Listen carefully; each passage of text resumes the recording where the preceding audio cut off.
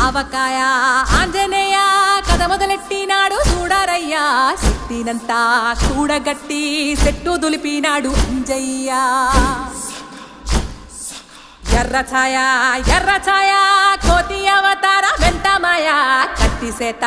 పట్టకుండా కాయ కోసినాడు కపిలయ్య